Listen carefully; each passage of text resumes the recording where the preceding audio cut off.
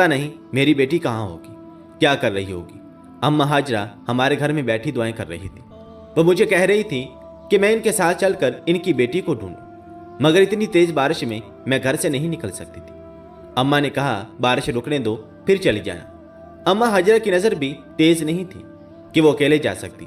बेचारी लाठी के सहारे चलती थी। बेवगी में इसका कोई सहारा भी नहीं था। मेरे पास ही अपना हर मसला लेकर आती थी। 6:30 बजे थे, बारिश रुक चुकी थी। मैंने घर से बड़ी टार्च ली और अम्मा हाजरा को साथ लेकर घर से निकल पड़ी। इतने में दरवाज़ा खुलने की आवाज़ आई। पड़ोस वाले सादक चाचा मस्जिद जा रहे थे। हम दोनों सूरतों को यूं अंधेरे में घर से निकलता देखकर परेशान हो गए और पूछने लगे, तुम लोग इस वक्त कहाँ जा रहे हो? अम्मा हाजरा रोते हुए बोली, बेटा क्या बताऊं, मेरी बेटी आज मदरसे से वापस नहीं आई। मैं इसके लिए सख्त परेशान हूँ। मैं इसके मदरसे अकेली जा भी नहीं सकती। इस बेटी को लेकर मदरसे वालों के पास जा रही हूँ। दुआ करो मेरी बेटी मिल जाए। अम्मा हाजरा रो रही थी। चचा सादक ने जब ये सब कुछ देखा तो वो भी हमारे साथ चलने को तैयार हो गए। मैंने खुदा का शुक्र अदा किया। अंधेरे में तो मुझे भी डर लग रहा था। चचा सादक भी हमारे साथ हो गए।